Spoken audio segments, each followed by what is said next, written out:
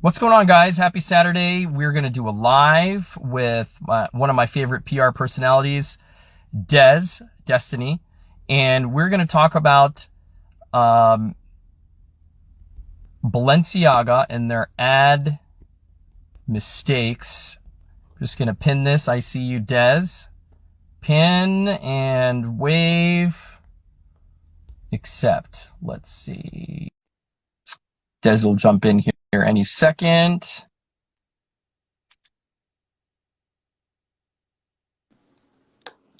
Hello. Hi. How are you? Good. How are you? I'm excited to be Wonderful. talking about this. Yeah, sorry for the scheduling snafu. For those of you who are watching, we're 30 minutes late. My fault. More than 30 minutes at this point. It's okay. It's Saturday. You can be late yeah, on Saturdays. I am at the airport terminal in my car. The best sound quality because everything's soundproof, like almost soundproof, deadening. Right. It's almost like you can record a podcast, right? Exactly.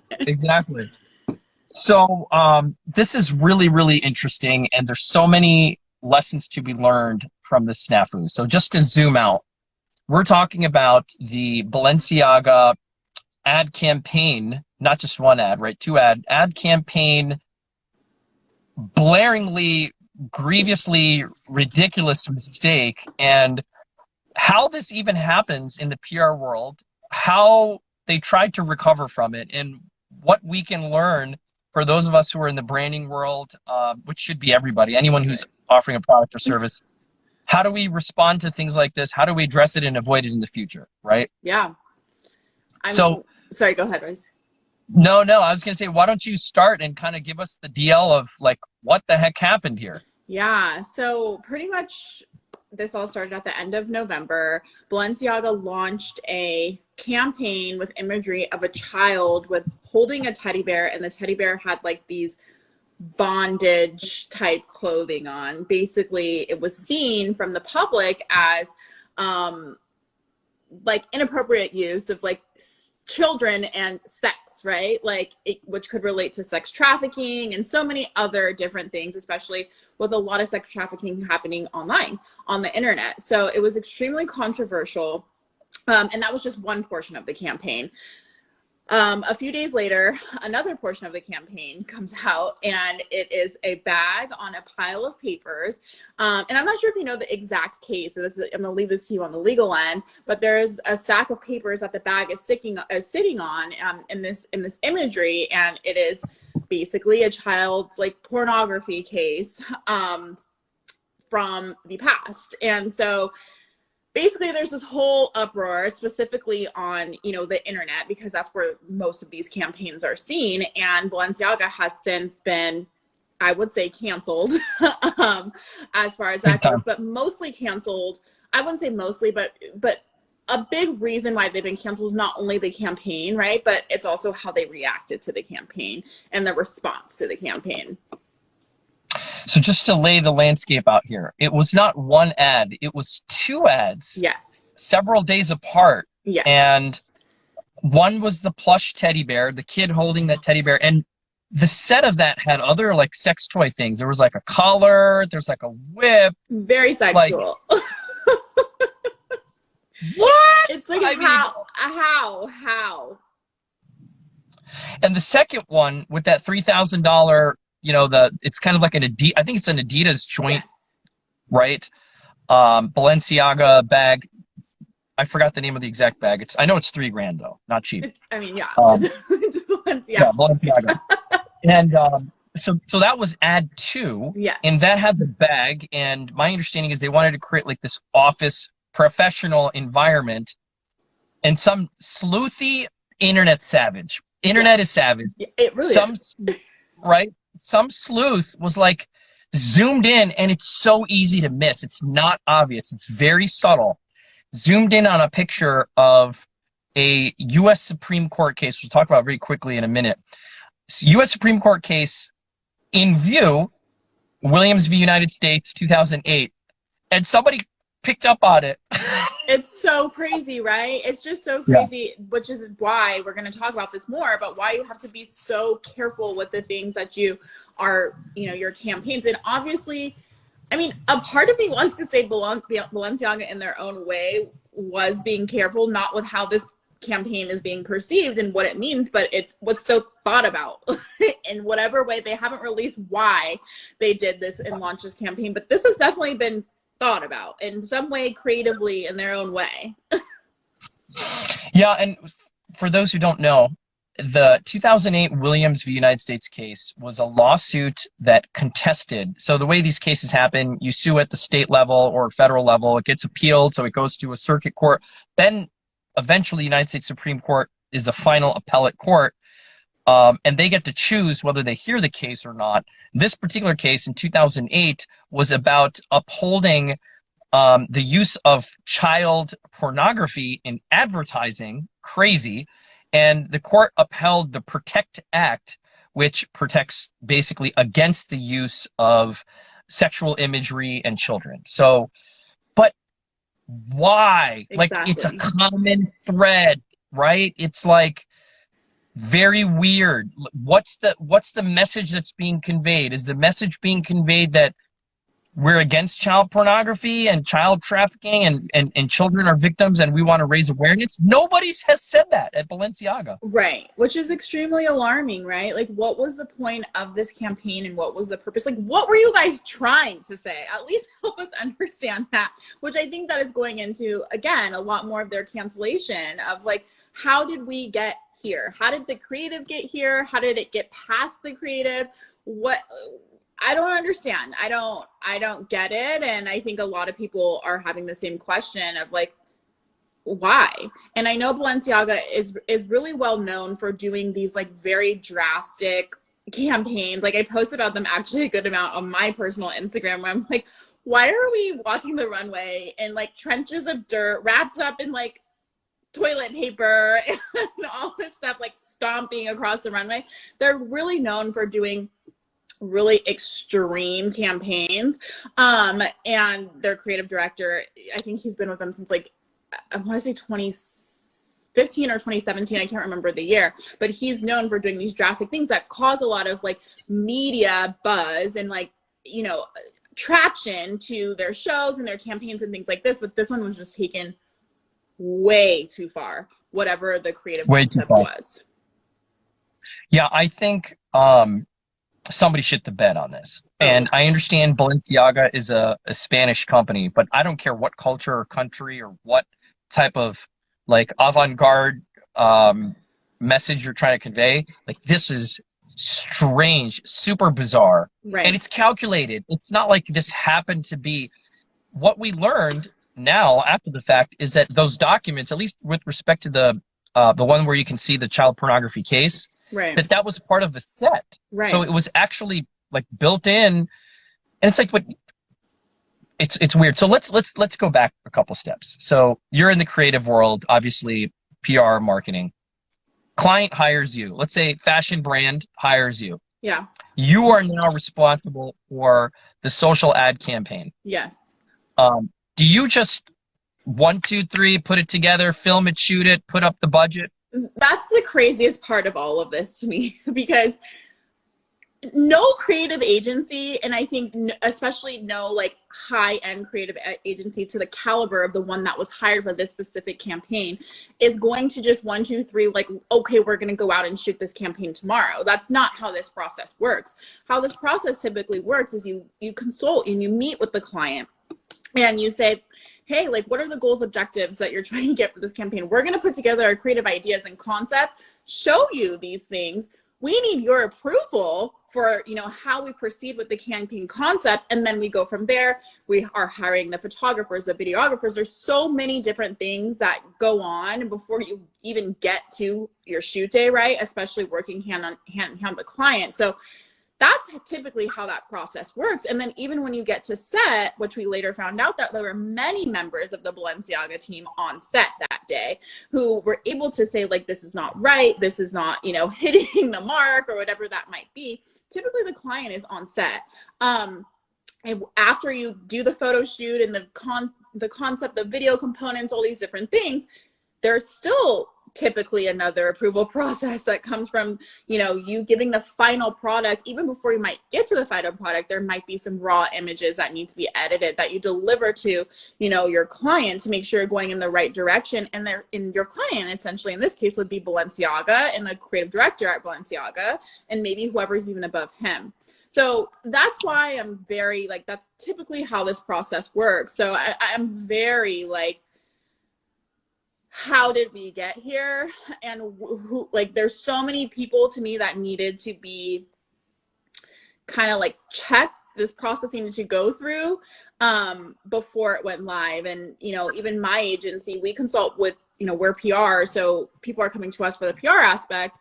We might even include some type of diversity person on checking and approving these. And then of course we're always going to approve, like, have legal run by this before, you know, it goes live. And that's the bizarre thing is, these are huge budgets. You are hiring, Balenciaga is hiring the who's who of creative. This is not some dude who just finished a, you know, creative school, has got a camera, like, and I mean, it's so ironic because it's like what your brand is associated with and stands for in a campaign is why you launch a campaign to begin with. You know, it's like, there's plenty of good. Look at Ben and Jerry's. They have amazing branding. They have great like social messages that they deliberately build into their branding.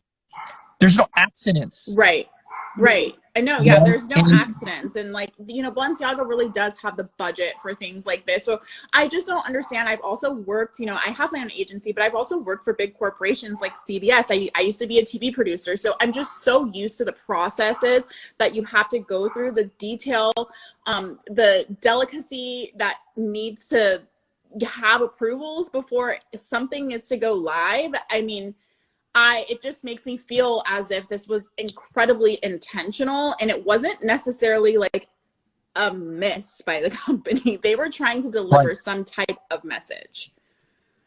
And this is international. This is not a local, this is not a local ad. It's all over social media. It was on Balenciaga's social media. It was on their Instagram page. Like, what the hell? You saw it.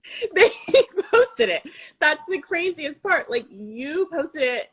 It's just, oh, it's just so wild. It's so wild. So, you know, and not only did they post it, but once they received the backlash of all of this, they actually didn't take too much accountability until they had to, which is like, from a PR crisis communications perspective, is literally one of the worst things that you can possibly do when you're dealing with a crisis situation.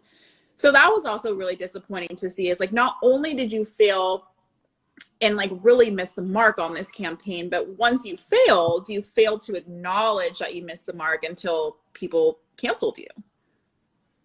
And interesting thing is, like, we deal with, in our law firm, we deal with, as you know, we work together on stuff. Yeah. We deal with crisis management, how to respond, being proactive. Yeah. Clearly, nobody ran this past legal. Clearly, period. End of discussion. Yeah. And the other thing is, for an international brand and campaign, do you not consult with people who are in those territories? And right? that's where your PR comes through too, is like, it's so important. And I always say, you know, anytime I'm working on a crisis project or working on something crisis that happens, or even approvals before we get to the crisis situation, it's never just me looking at something. It's never just me approving something. Like, it is a team of people who see things from different insights and different angles to catch things like that could be foreign and different countries or different regions or whatever that might be. Or it's, you know, my team is made up of multiple women, men, different sexualities, different races, just to be able to catch things like this. Or you're hiring like a chief diversity officer who, you know, really is able to touch on a lot of these things. So yeah, I mean, it was a huge miss there. Like, did you not consult like internationally? So, which comes to the second part of the equation, which is the lawsuit. This is my personal favorite. So just to recap, Balenciaga does this ad campaign, at least 2 ads. Fluffy bear in BDSM costume, child pornography reference case. Clearly they're tied together. They get outed on social media. They get blasted. They're on the verge of being canceled. People are asking questions. They come out and they say, "Oh, sorry, we didn't know about this. And now we're suing our creative director." So they file a lawsuit in Manhattan Supreme Court, and we call it Supreme Court, but it's actually like a trial level court. That's just the way New York works. They file this lawsuit against the creative director, alleging their claim is basically that, the creative director did not have authorization to associate us with this theme, which is precisely what Balenciaga signed off on, Right. and filed a lawsuit. But it didn't last more than a week. They withdrew it. Yeah, it didn't last. So, I mean, I think you could speak from a legal perspective on that, on why you think it didn't last. But for me, from like a PR perspective, it didn't last because I think they got so much backlash because it's like, you guys should be the final. Balenciaga, no matter how many people are hired underneath you, right? No matter how many agencies, consultants, whatever that might be, if that was the case, you're the last person to sign off on something. You posted this on your own. That essentially means to me, like, you signed off on it, right? So the lawsuit was a way of saying, they used the lawsuit to basically say, not our fault. Look, we're taking a stand, which I think was the wrong move. Horrible. It was the wrong move because now they withdrew the lawsuit. It's not like the creative director fought and won. It survived a few days. They withdrew it. They dropped the lawsuit, as they say. And they dropped it because they were wrong. They probably knew they were going to get their ass handed to them. Right. And I'm sure those guys, they're lawyers for the creative directors. They're not stupid. He's a big creative director. He probably produced emails and text messages. Absolutely. And all the people that showed up to the shoot. Like, you approve this. Yeah. Expressly or impliedly. And so, just a stupid move. Balenciaga, if you're watching this or you watch it in the future, here's what I have to tell you. You suck when it comes to screening. Screen, like, that's what you get. That's what your brand is about. You're right. You don't want to give anybody the ability to associate you with things you don't want to be associated with. That is a legal right that brands have, right? That's part of, that's wrapped into copyright law. It's wrapped into trademark law, the ability to have the right of your brand to be associated or not associated with something. There's a lot of legal theories with that. Trademark dilution is one. But you have to police that. Yeah. And if you're hiring, I'm sure it's even in their contract that you don't post anything without our approval. Absolutely. You can't associate our brand. So the lawsuit was a stupid move. Balenciaga should have done what most people would do in this situation, which is, you know what? Mistake. Yeah. Perhaps it wasn't screened. I don't believe that. I don't believe that but either. We screwed up. We're sorry. And you know what? We're actually going to do a donation. Do something now. Another splash. I don't think they did anything. They just said they were doing a donation. I mean, who knows what they've done. Too late.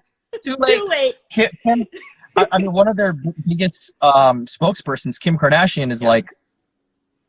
Which, I mean, I think, but this is another reason why you need to be so cautious about things like this, because when you have Kim Kardashian, I think a lot of us could say that, Balenciaga really took a turn, like a really positive turn, once Kim and Kanye decided to be essentially brand ambassadors for their brand. We saw what happened with Kanye earlier this year, but also we're seeing what's happening with Kim from a different angle and perspective, right? Kanye essentially canceled himself, and that's a whole nother, topic and subject from this, but I think one thing to remember is that when you have huge ambassadors like this, they're either going to be your greatest asset or they're going to be your greatest liability. It's just the way that it goes. So in this sense, like, Kim was essentially an asset, but now because she's like, peace out, I'm not working with you guys anymore, like, liability, and you're losing a lot of money, right? Like, she has access to, I looked at her page today, it's like 335 million people just on her Instagram, and this is somebody who's wearing Balenciaga almost daily to every single event